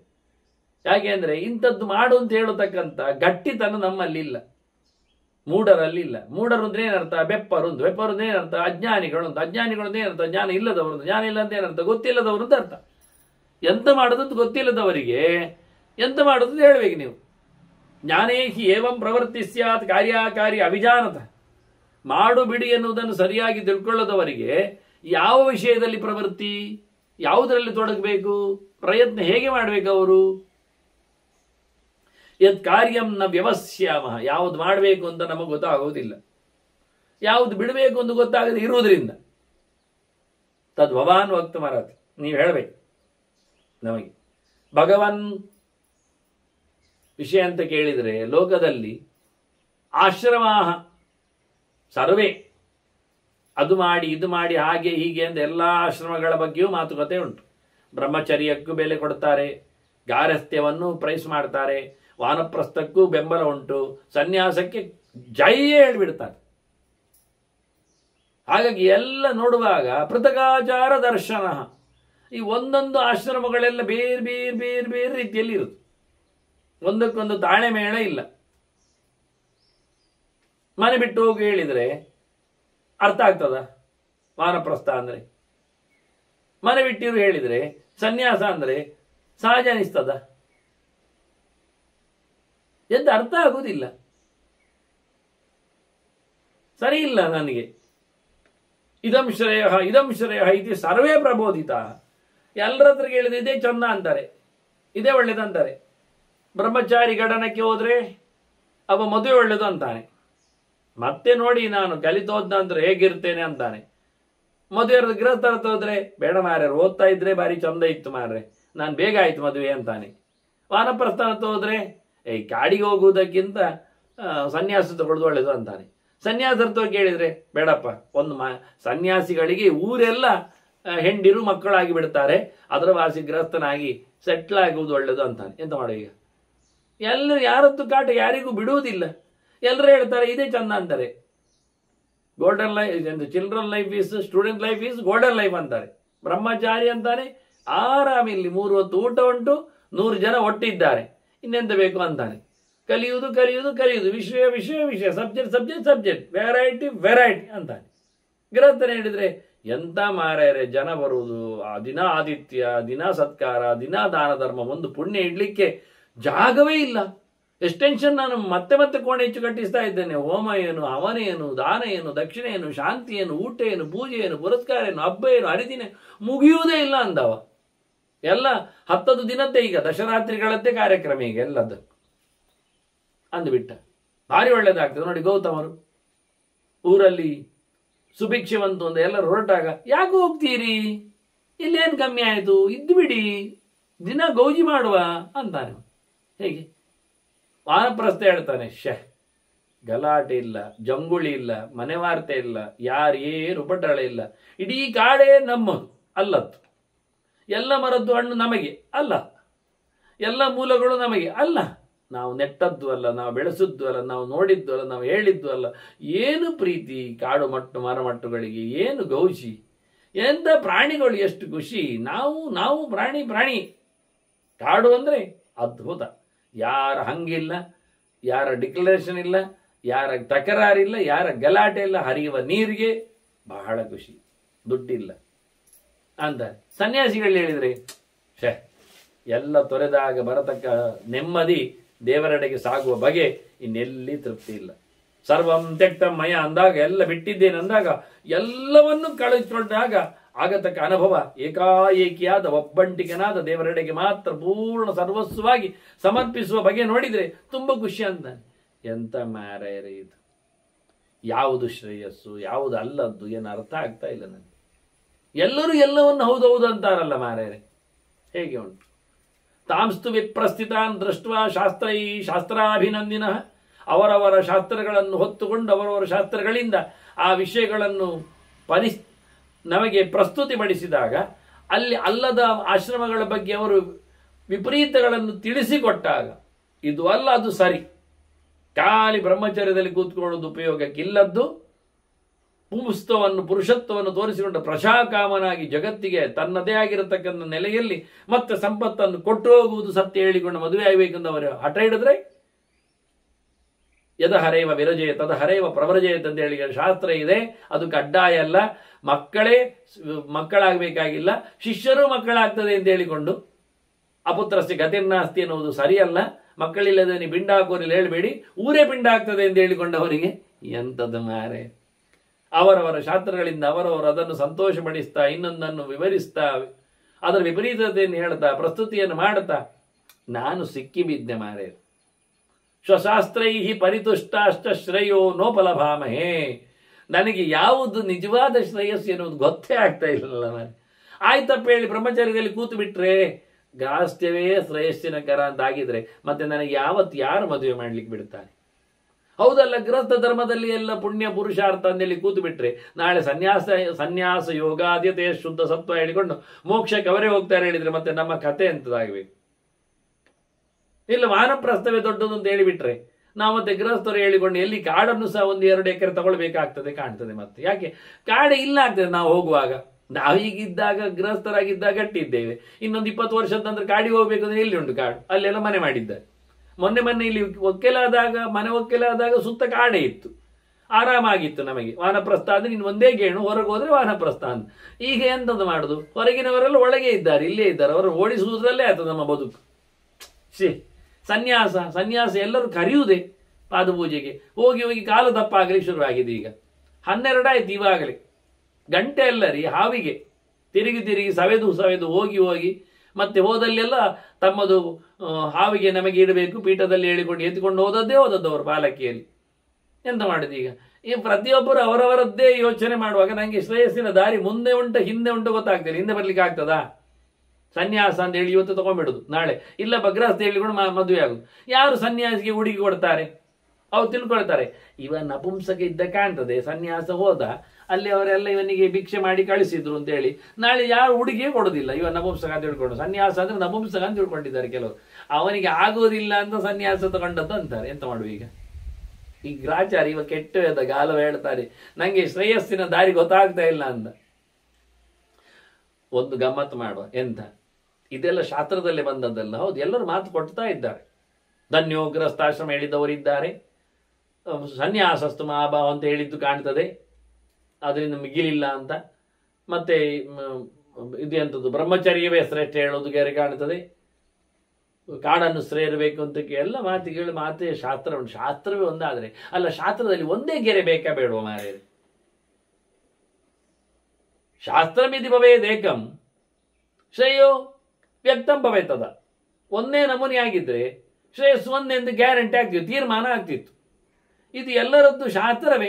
ಶಾಸ್ತ್ರ ಇಷ್ಟೇ ಬಹುಬಿಹಿ ಭೂಯ ಶ್ರೇಯ ಗುಹ್ಯಂ ಪ್ರವೇಶಿತ. ಇಲ್ಲಿ ಗುಟ್ಟಾಗಿ ಬಿಟ್ಟಿದೆ, ಒಳಿತಿನ ದಾರಿ ನಮಗೀಗ ಸಿಗ್ತಾ ಇಲ್ಲ, ರಹಸ್ಯ ಮಾಡಿಬಿಟ್ಟಿದ್ದಾರೆ. ಸುಮಾರು ಶಾಸ್ತ್ರಗಳಾಗ್ಲಿಕ್ಕೆ ಹೋಗಿ ಶಾಸ್ತ್ರಗಳು ಒಕ್ಕೊರಳವಾದ ಅರ್ಥ ಆಗದೇ ಇರುವುದರಿಂದ ನಾನು ಸಿಕ್ಕಿಬಿದ್ದೆ ಮಾರೇ. ಒಂದೇ ಆಗಿದ್ರೆ ಒಳ್ಳೇದಾಗ್ತಿತ್ತು, ಒಂದೇ ಆಗಲಿಲ್ಲ ಅಲ್ಲ, ಎಂತ ಮಾಡುದು ಅಂತೇಳಿ ಶ್ರೇಯಸ್ಸಿನ ದಾರಿಯ ಬಗ್ಗೆ ಗಾಲವರು ಆಶ್ರಮಗಳಲ್ಲಿನ ವೆರೈಟಿಯ ಬಗ್ಗೆ ಚಿಂತನೆಯನ್ನು ಕೊಡ್ತಾ ಕೇಳಿಬಿಡ್ತಾರೆ. ಅದಕ್ಕೆ ನಾರದರು ಹೇಳ್ತಾರೆ, ಉಂಟು ಮಾರಾಯರ 4 ಆಶ್ರಮ ಮೊದಲು ಹೇಳ್ತಾರೆ. ಅದು ಯಾವುದು ಅಲ್ಲ ಇನ್ಸರ್ಟ್ ಮಾಡಲಿಕ್ಕೆ ಬರುವಂಥದ್ದಲ್ಲ, ಅದು ಹಾಗೆ ಹೋಗಬೇಕಾದ್ದು ಅಲ್ಲ. ಅದು ನಾರದರ ಹತ್ರ ಶುಕಾಚಾರ ಅವತ್ತು ಮಾತಾಡಿತ್ತಿತ್ತು ಅಂತ ಗಲಾಟೆಗಳೆಲ್ಲ ಬೇಕಾದಷ್ಟು ಹಿಂದೆಯೂ ನಡೆದಿದೆ. ಜನಕನಲ್ಲಿಯೂ ಕೇಳಿಕೊಂಡದ್ದುಂಟು. ಎಂತ ಸ್ಟ್ರೈಟ್ ಹೋಗ್ಲಿಕ್ಕ ಜಂಪ್ ಆಗ್ಲಿಕ್ಕೆ ಉಂಟ ಅಂತ ಕೇಳಿದ್ದಾರೆ. ಬ್ರಹ್ಮಚರ್ಯದಿಂದ, ಗಾರಸ್ಥ್ಯದಿಂದ, ವಾನಪ್ರಸ್ಥದಿಂದ ಸನ್ಯಾಸವ ಅಂತ ಹೋಗ್ಬೇಕಾ ಅಥವಾ ಡೈರೆಕ್ಟ್ ಸನ್ಯಾಸ ಹೋಗ್ಬೋದು? ಇದನ್ನೆಲ್ಲ ಪೆಟ್ಟು ತಿಂದುಕೊಂಡೇ ಹಣ್ಣು ಕಾಯಿ ಆಗಿಕೊಂಡೇ ಜರ್ಜರಿತನಾಗಿ ಮತ್ತೆ ಹೇಳಿ ಕೊಡದಿದ್ದಾಗ ಸನ್ಯಾಸವ. ವೃದ್ಧ ನಾರಿ ಪತಿವ್ರತ ಇದ್ದಾಗೆ. ಮುದುಕಿ ಅಂತ ಕೇಳಿದ್ರೆ ಮುದುಕಿಗೆ ಪತಿವ್ರತೆ. ಮತ್ತೆ ಈಗ ಆ ಊರಲ್ಲಿ ಇದ್ದಾಗ ಎಲ್ಲ ಊರಿಗೆ ಹೋಗಿದ್ದಾರೆ ಅವರು. ಈಗ ಪತಿವ್ರತೆ ಹೇಳಿ ಕೂಡುದಿಲ್ಲ, ಮನೆಯಲ್ಲಿ ಇದ್ದಾರೆ, ಜಗಲಿ ಇದ್ದಾರೆ, ಗಂಡನ ಪಕ್ಕದಲ್ಲೇ ಇರ್ತಾರೆ. ಎಂತ ಕತೆ? ಯಾಕೆ ಕೇಳಿದ್ರೆ ಅವ್ರಿಗೆ ಪೆನ್ಷನ್ ಬರ್ತದೆ, ಎಲ್ಲಿಯಾದ್ರೂ ಮತ್ತೆ ಗಮ್ಮಾಗಿ ಬಿಟ್ರೆ ಇವ್ರಿಗೆ ಸಿಗ್ತದಲ್ಲ, ಕಾಯ್ತಾ ಇದ್ದಾರೆ. ಓ ಹಾಗೆ ಪತಿವ್ರತೆ ಅಂತ ಹಾಗೆ.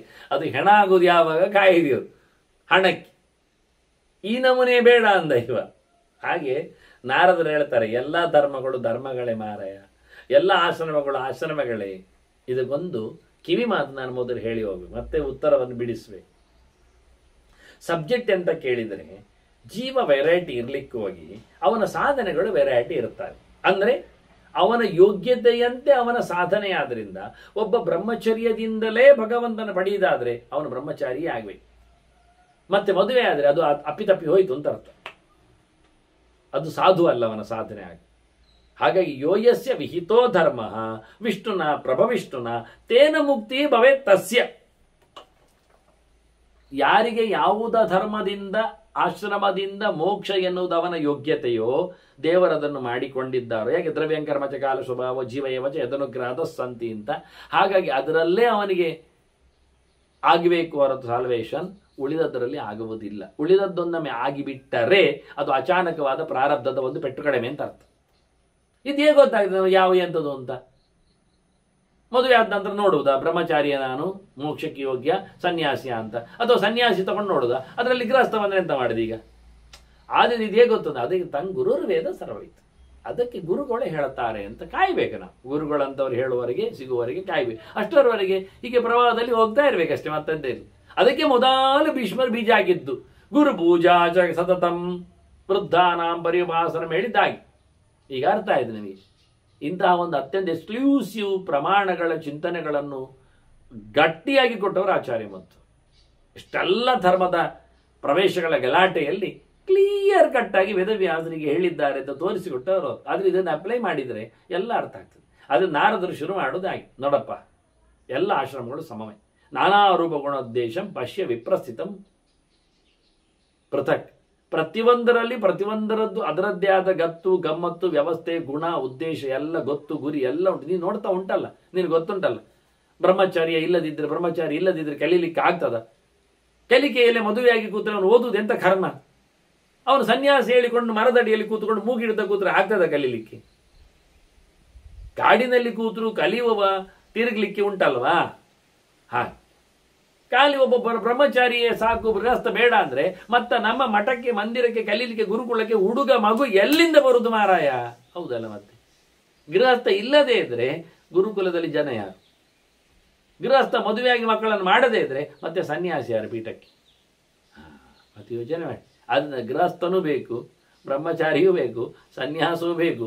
ಎಲ್ಲ ಮಕ್ಕಳು ಸಹ ಮನೆ ಮಾಡ್ತಾ ಉಂಡ್ರೆ ಒಂದೂರಲ್ಲಿ 10 ಮಕ್ಕಳಿಗೆ 100 ಮನೆ ಆಗ್ಲಿ ಶುರುವಾಗ್ತದೆ ಒಂದು 10 ವರ್ಷದಲ್ಲಿ. ಮತ್ತೆ ಅದರಿಂದ ಕೆಲವರು ಸನ್ಯಾಸಿಗಳು ಆಗ್ಲಿಕ್ಕೆ ಮನೆಯಲ್ಲಿ ಕೂತು ಸೀನಿಯರ್ ಸಿಟಿಜನ್ ಅಲ್ಲೇ ಮತ್ತೆ ಉಳಿದವರ ಮೇಲೆ ಕೂತು ಅವನಿಗೆ ದರ್ಬಾರ್ ಮಾಡಲಿ ಶುರು ಮಾಡಿದ್ರೆ ಮತ್ತೆ ಮಗ ಯಾವಾಗ ಸರ್ದಾರ್ ಆಗುದು? ಅದಕ್ಕೋಸ್ಕರ ಅವ ಕಾಡಿಗೆ ಹೋಗಲು ಬೇಕು. ನಡಿಲಿಕ್ಕೆ ಉಂಟು ನೋಡು. ನಾನಾ ಗುಣೋದ್ದೇಶ ನಾನಾ ರೂಪ ಗುಣೋದ್ದೇಶಂ ಪಶ್ಯ ವಿಪ್ರಸ್ಥಿತಂ ಪೃಥಕ್.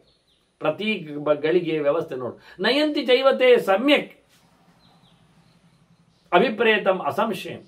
ಅವುಗಳಿಗೆ ಸರಿಯಾಗಿರತಕ್ಕ ವ್ಯವಸ್ಥೆಯಲ್ಲಿ ಕೊಂಡೊಯ್ತಾ ತಪ್ಪಿಲ್ಲ. ಎಲ್ಲ ವಿಷಯ ಸರಿ ಇದೆ, ಆಯ್ತಾ? ಚೆನ್ನಾಗಿ ನೋಡಿಕೊಂಡ್ರೆ ಎಲ್ಲ ನಡೀತದೆ. ರುಜು ಪಶ್ಯಂತಿಯೇ ಸಮ್ಯಕ್ ಆಶ್ರಮಾಣಾಂ ಪರಾಂಗತಿ. ಯಾರಾದರೂ ಆಶ್ರಮದ ಉತ್ತಮ ಗತಿಯನ್ನು ಚೆನ್ನಾಗಿ ನೋಡಿಕೊಂಡ್ರೆ ಎಲ್ಲವೂ ಕರ್ಕೊಂಡು ಹೋಗುವುದು ಸರಿ. ಬ್ರಹ್ಮಚರ್ಯದಿವು ದೇವರನ್ನು ಕಾಣಿಸುತ್ತದೆ, ಗಾರಸ್ಥ್ಯದಿಂದಲೂ ಸಾಧನೆ ಸರ್ವಸ್ವ ಆಗ್ತದೆ. ವಾನಪ್ರಸ್ಥ ಧರ್ಮವು ದೊಡ್ಡ ಸಂಗತಿಯೇ, ಸನ್ಯಾಸವು ಏನು ತಪ್ಪಲ್ಲ. ಹಾಗಾಗಿ ಎಲ್ಲದರಲ್ಲಿ ವಿಶೇಷತೆ ಇದೆ. ಎಷ್ಟು ನಿಶ್ರೇಯಸಂ ಸಮ್ಯಕ್ ತಚ್ಚೈವ ಅಸಂಶಯ. ಎಲ್ಲಿ ನಿಜವಾಗಿ ಆತ್ಯಂತಿಕವಾದ ನಿವೃತ್ತಿಗೆ ಅನುಕೂಲ ಆಗ್ತದೆ ಅದು ನಿಜವಾಗಿಯೂ ಸಂಶಯ ರಹಿತವಾಗಿರ್ತದೆ. ಅದಕ್ಕೆ ಮಾಡಬೇಕಾದ್ದು ಶ್ರೇಯಸ್ಸಿನ ದಾರಿಗೆ ಕತೆ ಇಷ್ಟೆ.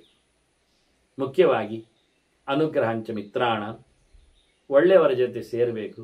ಅಮಿತ್ರಾಣಾಂಚ ನಿಗ್ರಹ, ನಮಗಾಗದವರನ್ನು ದೂರ ಇಡಬೇಕು. ಒಳಗೆ ಇರಲಿ ಹೊರಗೆ ಇರಲಿ ಗುಣಲಕ್ಷಣಗಳಲ್ಲಿ. ಸಂಗ್ರಹಂಚ ತ್ರಿವರ್ಗಾಣ, ತ್ರಿವರ್ಗಸ್ಯ ಧರ್ಮ ಅರ್ಥ ಕಾಮಗಳನ್ನು ಇಟ್ಟುಕೊಳ್ಳಬೇಕು.